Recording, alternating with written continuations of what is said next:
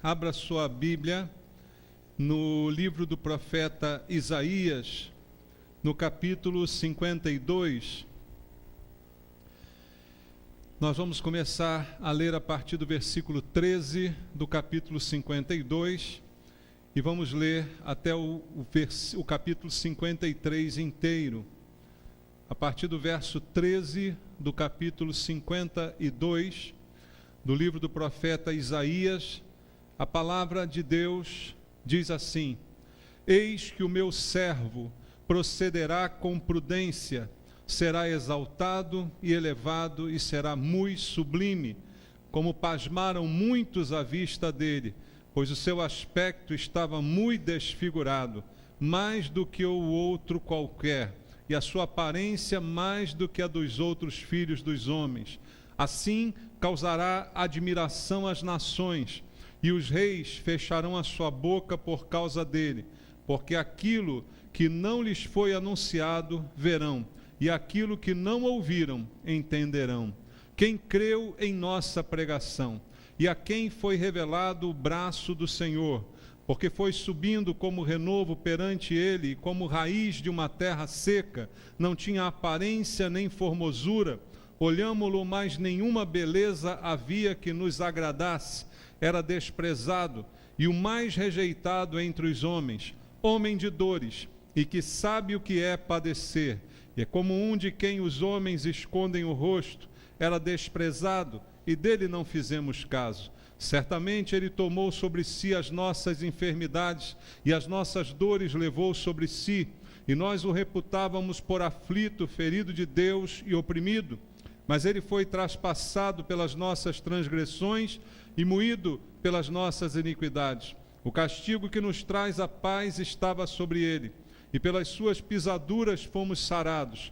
Todos nós andávamos desgarrados como ovelhas, cada um se desviava pelo caminho, mas o Senhor fez cair sobre ele a iniquidade de nós todos. Ele foi oprimido e humilhado, mas não abriu a boca. Como cordeiro foi levado ao matadouro, e como ovelha muda perante os seus tosqueadores, ele não abriu a boca. Por juízo opressor foi arrebatado, e de sua linhagem quem dela cogitou. Porquanto foi cortado da terra dos viventes, por causa da transgressão do meu povo foi ele ferido. Designaram-lhe a sepultura com os perversos, mas com o rico esteve na sua morte, posto que nunca fez injustiça, nem dolo algum se achou em sua boca. Todavia, ao Senhor agradou moê-lo, fazendo-o enfermar. Quando der ele a sua alma como oferta pelo pecado, verá a sua posteridade e prolongará os seus dias, e a vontade do Senhor prosperará nas suas mãos. Ele verá o fruto do penoso trabalho de sua alma e ficará satisfeito. O meu servo, o justo, com o seu conhecimento justificará a muitos, porque as iniquidades deles levará sobre si. Por isso eu lhe darei muitos como a sua parte, e com os poderosos repartirá ele o despojo. Porquanto derramou a sua alma na morte, foi contado com os transgressores, contudo levou sobre si o pecado de muitos, e pelos transgressores intercedeu. Amém. Senhor, obrigado pela Tua palavra, pelo que ela nos revela, Senhor, e pela oportunidade que nós temos de, pela segunda vez nesse dia, estarmos aqui reunidos em Teu nome, ouvindo a Tua voz nesse lugar, que é exatamente aquilo que nós precisamos. Ouvir a voz do Senhor. Nenhum de nós veio aqui ouvir doutrinas humanas, filosofias, histórias, mas sim a palavra que sai da Tua boca, poderosa para transformar a nossa vida. É essa palavra que nós precisamos e Te pedimos. Eu entrego a minha vida em Tuas mãos, as minhas limitações, e peço ao Senhor que me dê da Tua graça, da unção do Teu Espírito, para que eu possa ministrar a palavra de acordo com a Tua vontade, seja um instrumento em Tuas mãos, para que Teu povo seja abençoado essa noite, e todos nós possamos dar ouvidos à Tua voz. Oro com os meus irmãos por isso, em nome de Jesus. Amém. Podem sentar, irmãos. Amados, aqui está uma das passagens mais queridas das Escrituras Sagradas, porque no livro de Isaías cerca de 600 anos antes de Cristo, essas palavras foram profetizadas, colocadas na boca do profeta pelo Senhor, anunciando o que aconteceria com aquele que é chamado no texto de o meu servo. De quem você acha que essas palavras, a quem você acha que essas palavras se referem? A Jesus. É muito grande a identificação do que está escrito aqui, predito 600 anos antes, com aquilo que aconteceu com Jesus, com quem foi Jesus, o servo de Deus, o servo perfeito. E essa escritura nos mostra estas palavras tão profundas a respeito daquilo que Deus havia programado para Jesus e o seu plano de redenção. Então, todo esse texto traduz para nós qual era o trabalho do servo de Deus. Deus se fez carne, habitou entre nós para realizar um trabalho, o trabalho de salvação do homem, o trabalho de levar sobre si as nossas iniquidades, de tirar o peso do pecado que estava sobre todos, toda a humanidade pecadora. E esse foi o trabalho de Deus, trabalho que o homem não poderia fazer por si mesmo, trabalho que nenhum de nós conseguiria desempenhar sozinho. Por mais que a gente se limpe, como diz a Bíblia, não conseguimos ficar limpos das nossas iniquidades. Por isso precisávamos ser limpos pelo Senhor. E esse foi o trabalho do servo de Deus, a salvação daquele que crê. E esse texto mostra exatamente Messias, Jesus, como um servo, como ele mesmo se apresentou, sofrendo pelo pecado do homem. Como diz Lucas 10:45, o Filho do Homem, o próprio Filho do Homem não veio para ser servido, mas para servir e dar a sua vida em resgate de muitos. Então o trabalho de Jesus não era ser servido, mas sim servir. Sempre ele se colocou como servo, exatamente se identificando com o texto de Isaías que nós acabamos de ler aqui. E o texto mostra para a gente também outra realidade importante de conhecermos, que a salvação é uma iniciativa de Deus, não é uma iniciativa do homem. O homem por si só não vê necessidade de ser salvo, porque o engano do pecado faz com que o homem se considere bom. O homem não se acha tão ruim assim, porque ele se compara com outros que lhe parecem pior do que ele. Então ele diz: ora, perto daquele ali eu não faço nada de errado, eu não tenho necessidade de salvação, basta eu viver a minha vidinha aqui, procurar fazer as coisas mais ou menos. Essa é a visão do homem. O homem não enxerga o seu próprio pecado, por isso ele não busca a salvação, e mesmo que buscasse, não conseguiria obtê-la. Por nenhum meio humano, por nenhum sacrifício, por nenhum ritual, conseguiria se livrar do peso do pecado que está sobre toda a humanidade. Então, o que o texto me diz também é que a salvação é uma iniciativa de Deus. Deus programou a salvação. Lá no Éden você já vê essa realidade. Quando o homem diante de Deus, juntamente com a sua mulher, caem no pecado, eles são ali condenados, mas ao mesmo tempo Deus já profere uma expectativa de salvação, dizendo que viria um homem que, nascido de mulher, pisaria a cabeça da serpente, que foi aquela que promoveu essa vontade, esse desejo de desobedecer a Deus, no qual o homem ficou encerrado, toda a sua geração também debaixo desse pecado. Então a salvação é uma iniciativa de Deus programada já quando o homem pecou e concretizada quando veio Jesus, o servo de Deus, o Messias, o servo completo. E todo o plano de Deus para o homem se consuma na salvação. Por isso Jesus, quando estava na cruz, ao terminar, ao expirar a sua vida, a sua frase foi: está consumado.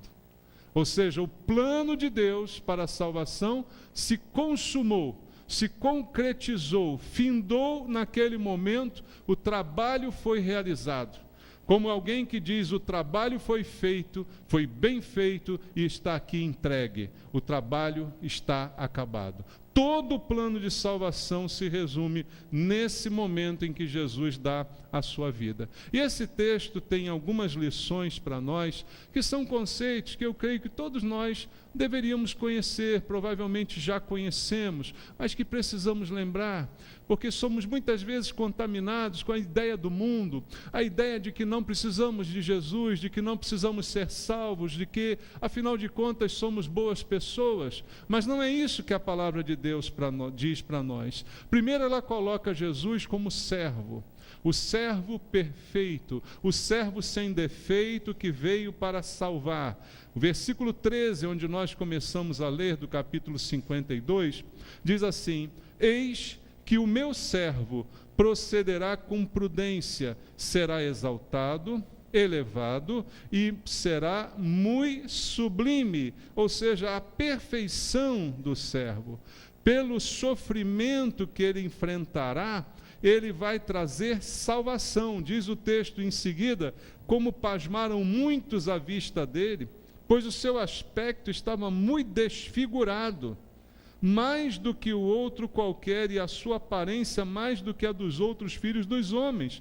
Assim causará admiração às nações, e os reis fecharão a sua boca por causa dele, porque aquilo que não lhes foi anunciado verão, e aquilo que não ouviram entenderão. Veja, quando diz aqui o texto que ele vai levar essa salvação através do seu sofrimento, na versão corrigida fiel, há o termo ali borrifará, aspergirá, simbolizando o sangue derramado por Cristo como a propiciação pelos nossos pecados. Exatamente como Deus anunciou previamente lá em Israel, com os rituais de sacrifícios sobre a arca da aliança, quando o sangue era aspergido. Todo aquele simbolismo se cumpre completamente na pessoa de Jesus Cristo, levando salvação a todas as nações. É interessante aqui nós vermos que ele vai trazer essa salvação às nações. O trabalho dele vai ser ampliado para todos.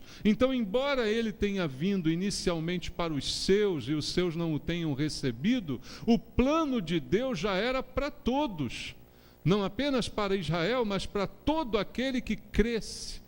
Mas por questão de coerência, inicialmente para os judeus, no qual ainda há uma promessa de Deus sobre esse povo, mas de uma maneira mais abrangente, Deus quer salvar a todos, como está escrito em João 3,16. Deus amou ao mundo de tal maneira, e no mundo estão incluídos todas as criaturas de Deus, e a elas foram amadas, e o motivo desse sacrifício foi exatamente o seu amor. Então, o servo perfeito de Deus, trazendo salvação ampla para qualquer pessoa que queira crer e queira confiar nele. E a pergunta que esse texto responde também é: quem era esse servo? Quem era, de que forma ele se apresentava? Veja, no capítulo 53, no verso 1, Isaías indaga: quem creu em nossa pregação? E a quem foi revelado o braço do Senhor? Muitos não creram no poder de Deus. Muitos que viram Jesus pessoalmente não creram nele.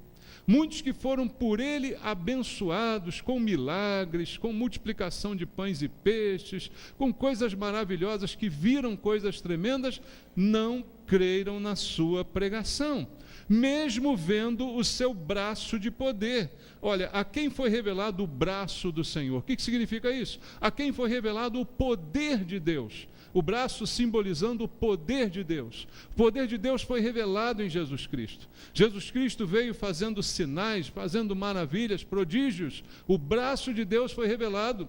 E mesmo assim as pessoas não creram nele como Messias, como servo. Creram alguns até como ele fosse um libertador, que ele ia tirar o povo da escravidão dos romanos, que ele iria libertar politicamente, mas não creram nele como o Salvador, o servo fiel dito aqui na Bíblia. Então Isaías pergunta: quem creu nessa salvação? Era diferente do que o judeu esperava.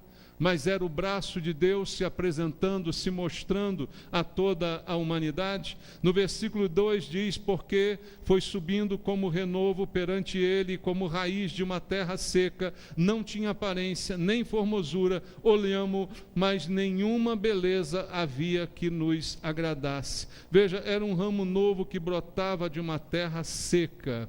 A Bíblia diz que a terra seca, representada ali pelo povo de Deus, pelas circunstâncias em que Jesus veio, era aquele terreno árido, de aridez espiritual, em que as pessoas estavam perdidas. Como Jesus mesmo, olhando as multidões, disse, eu citei hoje pela manhã, ele se compadecia delas, porque eram ovelhas que não tinham pastor. Eram como ovelhas sem cuidado, ovelhas sem pastor, cada uma indo para um lado, cada uma fazendo algo que lhe agradasse, mas num solo árido espiritualmente, numa secura interior. Jesus chegou assim como um renovo, como algo novo para essa geração. Por isso o Evangelho é a boa nova, a novidade, algo novo. Jesus, totalmente diferente de tudo aquilo que pudesse alguém imaginar, mas ele vai chegar ali nesse momento de aridez espiritual. E o texto diz também no verso 2 algo que é interessante: ele não tinha beleza nem formosura, não tinha uma aparência que se destacasse pela sua beleza. E é engraçado porque todos os filmes de Jesus que eu vi até hoje, Jesus é lindo. Né, irmãos? Até aqueles mais hippies de Jesus é lindo. Você já viu Jesus lindo? Às vezes tem olho azul, cabelo bonito, né? Aquela cara, aquela barba bem feita, foi feita no barbeiro, né? Mas não era assim. O texto bíblico diz, não havia nada de especial na sua beleza, não havia nada de especial na sua aparência. É que nós gostamos de romantizar as coisas, né? Se a gente fizer um filme com Jesus comum, parece que a coisa não é muito bonita, não impressiona muito, não toca muito, né? E assim veio Jesus. Aqueles que o viram como ele realmente era, aqueles que viveram na sua época, não foram impressionados pela beleza de um ator de filmes. Viram um homem comum, viram um homem que não tinha nada de especial na sua aparência, nenhuma formosura, não era um homem que pudesse se dizer dele que era um homem bonito. Não diz também que era horroroso, mas também não diz que era um homem que fosse notado pela sua aparência, porque a sua beleza estava onde? Aqui dentro. A sua beleza era interior. E essa é muito mais importante do que qualquer outra que a gente possa almejar, não é, irmãos? Às vezes a gente se preocupa tanto com a aparência, tanto como estamos, olhamos tanto para o espelho e deixamos de lado essa aparência interior que a gente acha que ninguém vê, não é? Mas que Deus conhece. E aqui a Bíblia nos diz isso sobre o servo que não tinha nenhuma beleza aparente. E a missão que ele tinha pela frente não era nada fácil. Tanto não era fácil que você vê Jesus perto da sua crucificação, ele orando incessantemente, intensamente, transformar até o seu suor em sangue, porque era um trabalho árduo que havia pela frente. Versículo 3 diz, ele era desprezado, o mais rejeitado entre os homens. E você vê Jesus nos evangelhos, em alguns momentos você vê a multidão o aclamando. Você já viu isso? A multidão gritando, Jesus e tal. Veja, uma semana antes dele ser crucificado, quando ele entra em Jerusalém, aquilo que os católicos comemoram como dia de Ramos, não é? O que aconteceu naquele dia? As pessoas o aclamaram, gritavam Hosana ao que vem em nome do Senhor, e exaltavam e botavam ali os ramos, suas vestes, para ele passar em cima, aquela festa toda. Mas aquele mesmo povo que o aclamou desse jeito, uma semana depois estava gritando Barrabás. A mesma pessoa, acho que tinha gente diferente lá em Jerusalém, era aquela mesma pessoa que estava ali, oh Jesus e tal. Então ele não era um homem das popularidades das massas, não é? Era desprezado, foi o mais rejeitado, porque foi trocado por um bandido, irmãos. O mais rejeitado entre os homens, homem de dores, e que sabe o que é padecer. Veja, uma missão dura pela frente. Homem de dor que sabe o que é padecer, como um de quem os homens escondem o rosto, desprezado. Dele não fizemos caso. Essa era a missão de Jesus. Não ganhar as pessoas pela sua simpatia. Pelo contrário, certa vez Jesus trouxe palavras duras. Você pode ler lá no final do capítulo 6 do Evangelho de João.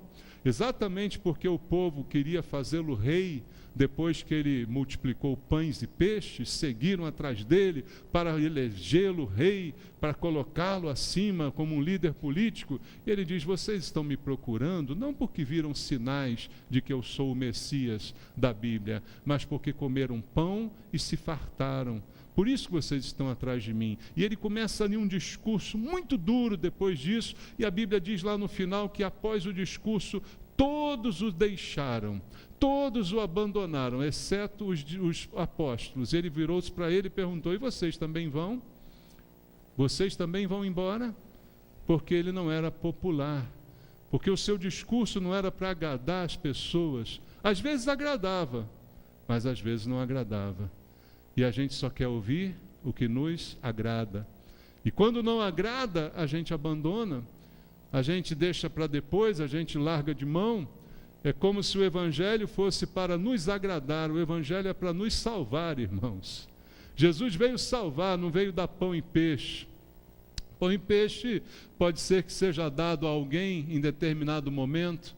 Um suprimento Deus pode trazer para nós quando há uma necessidade, eu creio nisso. Mas a função de Jesus não é trazer pão e peixe. A função de Jesus é trazer salvação, que você não pode conquistar e ninguém pode te dar. Pão e peixe outra pessoa pode te dar, mas salvação só Jesus.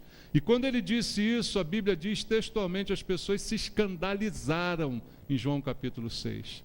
Houve um escândalo com aquelas palavras, porque ele começou a dizer: quem comer da minha carne, beber do meu sangue. Aí ficou todo mundo horrorizado e abandonaram Jesus. Por isso o trabalho dele era árduo, a missão dele era dura, não era de popularidade, não era convencer as massas por ser popular, muito pelo contrário, sua mensagem às vezes foi muito impopular e pessoas simplesmente o abandonaram. E aí a lição que fica para nós é que hoje nós somos seus discípulos, né, irmãos? E se a gente é discípulo de Jesus, a gente tem a função de pregar a mesma mensagem. Você já pensou sobre isso? O que você tem que pregar não é o que você gosta de pregar, mas é o que Deus quer que você pregue. E o que você tem que pregar nem sempre vai ser agradável aos ouvidos. E aí, por isso, muitos de nós, até líderes, pastores, ficamos assim pensando: mas eu vou dizer isso? As pessoas não vão gostar disso. Talvez elas abandonem a igreja. Ora, se Jesus foi abandonado, por que uma igreja não pode ser abandonada, né, irmãos? Então, a crise é: quem serve a Jesus também vai sofrer as mesmas coisas que ele sofria. Quem opta pela verdade também será abandonado em determinados momentos, também será criticado em determinados momentos. Quem se atém à verdade da Bíblia também não será muito popular, não é? Então, essa é uma realidade que fica de exemplo para nós. E por que todo esse sofrimento? Por que toda essa rejeição? Por que toda essa dificuldade? Porque a grande dificuldade é salvar o homem. Salvar o homem que está morto nos seus delitos e pecados. Uma das coisas mais impressionantes que Jesus fez no seu ministério foi ressuscitar Lázaro. Lembra disso? Foi ressuscitar o filho da viúva de Naim. Foram ressurreições que Jesus fez.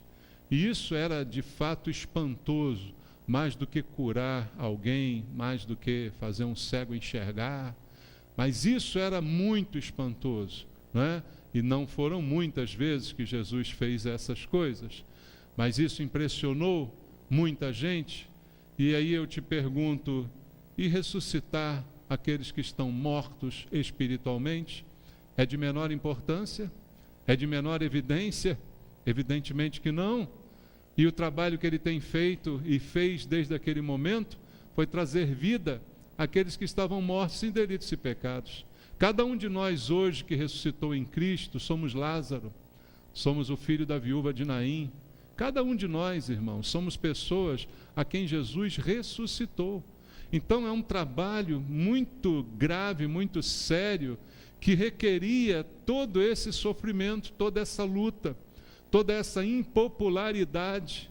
Até porque a Bíblia diz que aquele que está morto nos seus delitos e pecados também está prisioneiro, escravizado pelo diabo. E a palavra de Deus diz através do apóstolo Paulo que nós que fomos libertos não podemos nos submeter outra vez ao jugo de escravidão, ao peso de escravidão, uma vez que fomos libertos por Deus. Então nascemos de novo para viver em liberdade. Isso é uma realidade para a gente. Então o trabalho do Messias, o sofrimento dele era para tirar alguém da morte para a vida e para tirar alguém das prisões do inferno, das prisões do diabo, melhor dizendo. Então é um trabalho que é árduo, que gera sofrimento, e foi por isso que ele sofreu. Veja no versículo 4, diz: certamente ele tomou sobre si as nossas enfermidades e as nossas dores levou sobre si, e nós o reputávamos por aflito, ferido de Deus e oprimido. Porque ele tomou sobre si as nossas enfermidades? Ele tomou sobre si todos os nossos problemas, sejam as enfermidades físicas, sejam as espirituais. Ele levou sobre si todo o peso que está sobre a humanidade. Ele faz isso para mostrar que é possível ser curado, que é possível ser restaurado, tanto física quanto espiritualmente. Eu creio que Jesus pode curar fisicamente. Quantos ele não curou? Agora é diferente de nós usarmos esse versículo para garantir que ele vai curar você, como alguns fazem, não é? Porque esse versículo não está sozinho na Bíblia. Ele é acompanhado por diversas outras passagens e diversos outros conceitos. E aqui nesse contexto ele está aplicado muito mais ao sentido espiritual do que ao sentido físico. Mas eu creio também na cura divina. Eu creio que ela pode acontecer segundo a vontade de Deus e que nós devemos orar por ela. Mas ninguém pode garantir nada. A única coisa que eu posso garantir a você é que quem crê em Jesus será salvo. Quem crer e entregar a sua vida para Ele, receberá dele a cura espiritual, sairá da morte para a vida, terá uma ressurreição para a vida eterna. Isso é garantido, eu não tenho nenhum receio de errar ao fazer essa afirmação. Porque, irmãos, diz o verso 5 também, olha: mas ele foi traspassado pelas nossas transgressões, pecados, erros, moídos pelas nossas iniquidades. O castigo que nos traz a paz estava sobre ele, e pelas suas pisaduras fomos sarados. Veja, o que aconteceu com Jesus? Todo esse sofrimento de levar na própria carne o peso do pecado, da culpa de cada um de nós, das iniquidades de todos nós, caem sobre ele. Porque a Bíblia diz que o salário do pecado é a morte. Isso é algo invariável, isso é uma sentença de Deus, e Deus não se contradiz nem revoga a sua palavra. A consequência do pecado foi a morte. Adão e Eva pecaram, veio sobre eles a morte. Tanto a morte espiritual, que eles vivenciaram e passaram para toda a humanidade, quanto a morte física. Eu creio que Deus não criou o homem para morrer. A morte entrou no mundo como pecado, como salário, como pagamento pela morte. Então Jesus morre com todo esse sofrimento para cumprir a palavra. Alguém tem que morrer. Esse alguém foi Jesus. No meu lugar, no seu lugar, levou sobre ele todas essas iniquidades, todos esses pecados que estavam sobre a nossa vida para nos resgatar. Então diz o versículo 6, todos nós andávamos desgarrados como ovelhas, cada um se desviava pelo caminho, mas o Senhor fez cair sobre ele a iniquidade de todos nós. toda criatura de Deus andando, cada um por sua conta, cada um para o seu lado, segundo a sua própria mente, segundo a sua própria vontade, dispersos pelo caminho. Mas diz a Bíblia, o Senhor fez cair sobre ele a iniquidade de todos nós. Quer dizer, tudo isso, todo esse sofrimento, dois propósitos: salvar, pagar o preço do salário do pecado e agrupar, porque não somos mais como ovelhas desgarradas. Somos? Não somos mais cada um por si, não somos mais cada um para um lado, agora estamos unidos. Na morte de Cristo, no seu sofrimento, Ele nos trouxe de volta para o caminho que Ele diz o ser o único caminho que leva a Deus. Eu sou o caminho, a verdade e a vida. Ninguém vem ao Pai a não ser por mim. Esse foi o caminho que todos nós encontramos para convergir para o Pai através do que fez Jesus. Valeu a pena esse sofrimento? Valeu a pena. Foi pago por Ele, foi sentido por Ele, mas o beneficiado fomos nós. E Ele fez tudo isso de maneira voluntária. Como Ele mesmo disse antes da sua crucificação: ninguém tira a minha vida, sou eu que a dou. Ele deu a sua vida. Na sua vida não foi tirada. Ele tinha poder, como o próprio Satanás testificou. Ao levá-lo ao deserto para ser tentado no início do seu ministério, o Satanás o provou, falando coisas que ele poderia fazer. Ele disse: por que passar fome? Manda essas pedras transformarem em pão. Porque Satanás sabia que ele poderia mandar pedras se transformarem em pão. Ele diz: olha, se atira aqui do pináculo do templo lá embaixo, porque Deus dará ordem aos seus anjos. Satanás sabia que ele podia se atirar e que não ia morrer. Então ninguém tirou a vida dele, mas ele deu a sua vida. O Senhor da vida, o autor da vida, deu a sua vida e deu por nós de forma voluntária, como diz o verso 7. Ele foi oprimido e humilhado, mas não abriu a sua boca.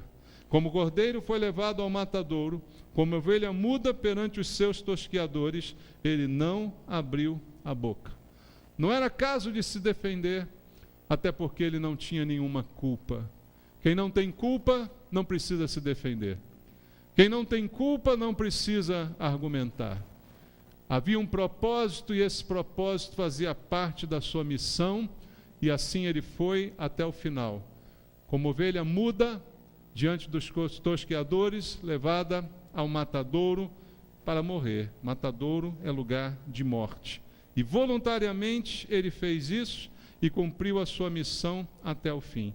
Diz o verso 10 também o seguinte: todavia, ao Senhor agradou moê-lo, fazendo-o enfermar. Quando der ele a sua alma como oferta pelo pecado, verá a sua posteridade e prolongará os seus dias, e a vontade do Senhor prosperará nas suas mãos. Veja, tudo isso não aconteceu por acaso, não aconteceu como consequência de um erro, não aconteceu como consequência de uma falha, não foi um plano dos homens, isso foi a vontade de Deus. O plano era divino desde o Éden, e o plano se cumpriu integralmente. Como diz a Bíblia, ao Senhor agradou moê-lo. Por que o Senhor se agradou em moê-lo? Para nos salvar. Porque o problema não é ele ser moído, o problema é o que ele vai ganhar com esse processo. E com esse processo ele ganhou todos nós. E ganhou todos aqueles que hoje confessam o nome de Jesus Cristo ao redor do mundo. Foram muitos o que ele ganhou com esse processo de moenda. Por isso agradou a Deus, por isso foi como uma oferta pelo pecado, e por isso ele verá essa posteridade. E a vontade de Deus prosperará nas suas mãos. Era a promessa de Deus também. E veja, queridos, qual foi a consequência de todo esse trabalho, de todo sofrimento? Estamos nós aqui essa noite, ouvindo falar daquilo que nós todos já conhecemos, mas precisamos lembrar, mas precisamos exaltar, precisamos reconhecer, precisa nos animar esse trabalho que foi feito.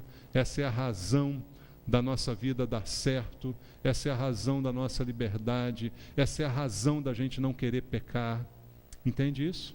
Essa é a razão da gente não querer errar, porque alguém sofreu muito por nós, alguém deu muito, alguém perdeu muito para ganhar a gente, alguém comprou a gente por um preço muito caro, nos tornando muito preciosos nesse sentido. E se somos preciosos, temos que cuidar de nós mesmos. E isso tudo precisa ser conhecido, porque em consequência desse trabalho que ele fez, ele trouxe o resgate de todos nós. O seu trabalho, diz a Bíblia, não foi em vão. O versículo 11 diz assim: ele verá o fruto do penoso trabalho da sua alma e ficará satisfeito. Jesus está satisfeito com o fruto do seu trabalho. Foi fácil? Não foi fácil. Foi doído? Foi doído. Foi custoso? Foi custoso. Não foi barato. Salvação é caro, irmãos. É barato para a gente foi de graça, né? A gente fala, salvação é de graça, salvação é pela graça, ninguém paga nada, ninguém compra pedaço do céu. Você não precisa pagar nada para ser salvo, você não precisa fazer nada para ser salvo, porque o Senhor é que fez. Se há alguma ação da nossa parte, essa ação é acreditar. É assim que a Bíblia fala, crer. Quem nele crer não perecerá, viverá eternamente, é o que diz a Bíblia. Então não houve nenhum pagamento da nossa parte, mas da parte dele houve um pagamento muito grande. E ele ficará satisfeito com o seu trabalho. Porque esse trabalho de Jesus produziu milhões e milhões de pessoas resgatadas das trevas, libertas da prisão de Satanás, trazidas para a sua luz, para uma nova vida com Jesus. E muitos hoje já estão com ele, e nós um dia com ele estaremos. E isso satisfaz ao Senhor. Jesus ficou satisfeito com o seu trabalho. Mas isso também traz para nós uma indagação. Ao olhar para dentro de nós, será que valeu a pena Jesus ter feito o que fez por mim? Será que ele olha para mim e fica satisfeito com aquilo que ele fez? Isso é uma indagação. Isso não é para colocar medo na gente, mas é apenas para nos fazer refletir. Será que o nosso comportamento é condizente com o de alguém salvo? Será que ao olhar para nós, Jesus diz, poxa, valeu a pena morrer por esse cara? Valeu a pena derramar sangue por essa pessoa? Ela nunca vai merecer o que eu fiz, ela nunca, não é uma questão de mérito, não é uma questão de, agora eu estou merecendo, olha Jesus, não. Mas será que dá prazer a Deus aquilo que foi feito em nós? Dá prazer aquilo que nós temos feito hoje? Nós damos prazer a Deus, porque a Bíblia diz que Deus teve prazer em Jesus, o Filho em quem ele se compraz. Quando Jesus é batizado nas águas, há uma voz do céu que diz aqui, aquele em quem eu me comprazo. Prazer, Deus teve prazer em Jesus Cristo. Será que nós damos prazer a Deus? É uma outra indagação que serve para a nossa edificação, queridos. Então diz o versículo 11, que ele vê o fruto do trabalho, fica satisfeito. O meu servo, o justo, com o seu conhecimento, justificará a muitos, porque as iniquidades deles levará sobre si. Ninguém aqui é justo, nós somos justificados. Ou seja, Deus satisfaz a sua justiça com a morte de Jesus e atribui essa justiça a nós, porque nós cremos que isso foi feito por nós. É como Deus diz lá no Antigo Testamento a Abraão, ele creu em Deus e isto lhe foi imputado por justiça. Não sou eu que me justifico, não sou eu que faço alguma coisa para ser considerado justo pelos homens, até porque não adianta ser considerado justo pelos homens se aos olhos de Deus eu não for justo. Então ele nos justificou com o trabalho que ele realizou. E aí chegamos ao último versículo, o versículo 12, em que a palavra do Senhor diz, por isso, eu lhe darei muitos como a sua parte. Com os poderosos repartirá ele o despojo, porquanto derramou a sua alma na morte, foi contado com os transgressores, contudo, levou sobre si o pecado de muitos, e pelos transgressores intercedeu. Os que são salvos recebem o poder do Espírito Santo, e nesse poder pregam o Evangelho. Nós somos o despojo desta guerra. Quando uma guerra terminava, o vencedor ficava com o despojo da batalha. Ou seja, tudo aquilo que pertencia ao inimigo passa a pertencer ao vencedor. Todos os bens são saqueados. Isso é o despojo. E a Bíblia diz que Jesus, ele vai receber esse despojo, repartirá com os poderosos esse despojo, porque ele derramou a sua alma na morte. A questão é: quem são os poderosos?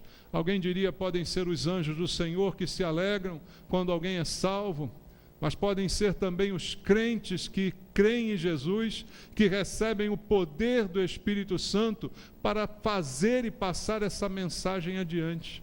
Hoje Deus divide conosco essa alegria. Quando nós que pregamos a palavra, você, eu e qualquer um de nós, prega a palavra de Deus para alguém, e alguém sai das trevas para a luz, nós estamos participando da alegria desse despojo, de o prazer de ver alguém sair das trevas. Você já teve esse prazer na vida? De você pregar o Evangelho para alguém, e você vê que aquela palavra germinou ao seu tempo e que a pessoa acabou se rendendo a Cristo, acabou vivendo com Jesus. Você não fica alegre? Você participou desse despojo, você despojou alguém de Satanás, você tirou alguém do império das trevas e trouxe para o reino do amor de Deus. Você ajudou, você foi o instrumento. Como é que você fez isso? Com a sua habilidade? Com algo dom que você tenha, nato? Não, com o poder do Espírito Santo, porque sem ser usado pelo Espírito Santo, ninguém converte ninguém, porque é o Espírito Santo que convence o homem do pecado, da justiça e do juízo. Nós participamos da alegria da salvação e do trabalho feito por Jesus. Ele nos confiou a pregação do Evangelho, ao dizer aos discípulos: ide por todo mundo e pregai o Evangelho a toda criatura. O que é o Evangelho, irmãos? O que é pregar o Evangelho? É dizer: não, vem para Jesus que Ele vai dar um jeito na sua vida, vai trazer a mulher amada em 3 dias, vai te dar uma casa, um carro. É isso que é o Evangelho, irmãos? Isso não é o Evangelho. Jesus vai pagar as tuas dívidas, igual Ciro Gomes? Não, isso não é o Evangelho. Vai tirar teu nome do SPC? Não, isso não é o Evangelho, irmãos. Jesus não veio para fazer essas coisas, embora até possa fazê-las. Amém? Pode fazê-las, mas esse não é o propósito. Porque você pode ter todos os seus problemas resolvidos e continuar nas mãos de Satanás. Você pode fazer o que você quiser e continuar nas mãos do diabo. Então ele compartilhou conosco a alegria de, cheios do Espírito Santo, pregar o Evangelho, para que outras pessoas façam parte desse grande despojo e a gente participe dessa alegria, dessa satisfação. A mesma dita aqui, que o servo ficou satisfeito com o fruto do seu trabalho. A gente hoje não pode dizer que trabalha para Deus. Sabia disso, irmãos? A gente diz: eu sou servo de Deus. Eu acredito, nós estamos servindo a Deus. Mas eu acho que a gente ainda não está nessa categoria de servo, né? Como diz o bispo Antônio, a gente é candidato a servo, entendeu? A gente ainda não chegou nesse status de servo, porque nenhum de nós sofreu nem 1/20, 1/1000 disso aqui que está escrito. Então a gente ainda não é servo, a gente está se candidatando a servo. Há muito mais para ser feito, há muito mais o que fazer. E é um privilégio Deus repartir conosco esse serviço de Jesus. A gente pega carona no que Ele fez. Quando a gente prega o Evangelho, a gente fala do que Ele fez e pega uma carona nisso e recebe uma porção da alegria de ver alguém salvo, de ver alguém transformado. Não pelo trabalho que eu fiz como pregador, que você fez como pregador, mas pelo trabalho que Jesus fez na cruz. É isso que nós estamos anunciando. Então, amado, toda pregação do Evangelho, ela deve de alguma maneira falar de Jesus. Toda pregação do Evangelho, de alguma forma, ela precisa mencionar em algum momento esse sacrifício, o pecado, o juízo, o perdão, porque isso é o principal. A gente ouvir que Jesus pode fazer coisas maravilhosas além da salvação, pode ser muito bom, pode ser muito gostoso, para o momento que nós precisamos. Eu creio no cuidado de Deus com os seus. Eu creio, como foi falado hoje aqui de manhã, que Jesus está junto da tribulação e tudo, mas eu preciso dizer, você precisa dizer, quando pregar sobre Jesus, você precisa falar do seu sacrifício, você precisa falar do sentido da salvação, senão você estará fazendo uma propaganda enganosa, você estará vendendo os benefícios de Jesus, mas não estará mostrando todo o preço que foi pago para que isso acontecesse. E o verso termina, o versículo 12, dizendo que ele levou sobre si o pecado de muitos e pelos transgressores intercedeu. Até aquele que estava à sua direita, né, ou à esquerda, não sei, do seu lado na cruz, dizendo: Senhor, lembra-te de mim quando entrares no teu reino. Naquele momento ele salvou ainda. E ainda hoje, o que a Bíblia diz que Jesus está fazendo? Intercedendo por nós. Para encerrar, abra a Bíblia em Hebreus capítulo 7, no versículo número 25. Hebreus capítulo 7, verso 25. A palavra do Senhor diz: por isso também pode salvar totalmente os que por ele se chegam a Deus, porque ele é o caminho. Ninguém vai a Deus se não for por esse caminho. E quem vai por esse caminho, ele pode salvar totalmente, independente do tamanho da culpa ou do erro. Quem for por esse caminho será totalmente salvo, vivendo sempre para interceder por eles. Aquele trabalho tão pesado, aquele trabalho tão duro, tão árduo, como nós lemos em Isaías 52, 53, você pensa assim: agora acabou, Jesus está de férias, Jesus está descansando, está só colhendo os frutos do seu trabalho. Tá não, irmãos, Jesus continua trabalhando. Jesus está agora fazendo o quê? Intercedendo por nós. A gente tem um tempo de trabalho, né? A gente tem um horário de trabalho, a gente tem uma expectativa de tempo de trabalho, a gente tem uma aposentadoria, a gente trabalha para colher depois o fruto. Jesus trabalhou, Jesus colheu o fruto, mas ele não está descansando. Jesus mesmo disse no Evangelho segundo João: o meu Pai trabalha até agora e eu trabalho também. Por isso a gente, cristão, se aposenta no mundo, mas não se aposenta em Cristo. Amém? Você se aposenta no mundo, mas não deixa de ser cristão aonde quer que você esteja. Não diz que está bom, que não precisa mais falar, que não precisa mais compartilhar. Até o leito de morte a gente ainda pode compartilhar da salvação em Jesus Cristo. Ele continua ainda hoje intercedendo por mim, intercedendo por você, orando pela sua vida, para você continuar firme no caminho, sem desistir, fortalecendo, abençoando. Jesus ainda está trabalhando. A gente podia dizer: Senhor, mas o Senhor já fez tudo, não precisa mais. Mas ele disse: não, eu estou ainda intercedendo por você. Eu quero ver você até o final, firme na minha presença. Louvado seja Deus por isso. Vamos orar? Oh Jesus, que bom ouvir a tua palavra, Pai. Que bom lembrar daquilo que o Senhor fez por nós. Que bom perceber o teu trabalho e saber que ele não foi em vão. Que bom, meu Deus, viver agora na expectativa de te agradar, na expectativa de que a nossa vida seja agradável ao Senhor. Oh Senhor, ajuda-nos com a tua misericórdia, com a tua intercessão sobre nós, meu Pai. Ajuda-nos a viver, meu Deus, dignamente em Cristo. Ajuda-nos a compartilhar o Evangelho como ele deve ser compartilhado. Ajuda-nos, Senhor, tem misericórdia de nós ainda, Pai. Obrigado pelos privilégios que o Senhor tem nos dado. por dividir conosco o despojo dessa guerra, quando somos instrumentos em Tuas mãos, para levar alguém à Tua presença. Participamos dessa alegria, Senhor, que deveria ser somente Tua, porque todo o trabalho foi Teu. Oh Jesus, eu quero Te pedir, abençoa a Tua igreja nesse lugar, abençoa os crentes que estão aqui essa noite, fortalece a fé dos meus irmãos, meu Pai, fortalece a convicção de cada um.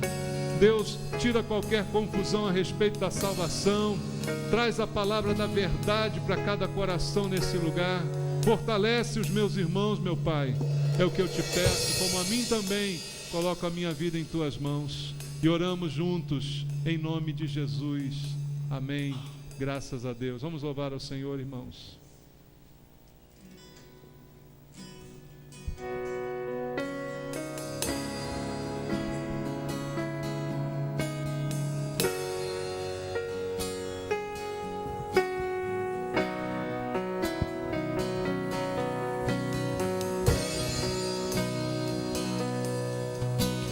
Cristo levou sobre si as nossas dores, Ele levou sobre si as nossas transgressões. O castigo que nos traz a paz estava sobre Ele, e por suas chagas fomos sarados. Tomou sobre si as nossas maldições, Ele sofreu para que tivéssemos perdão.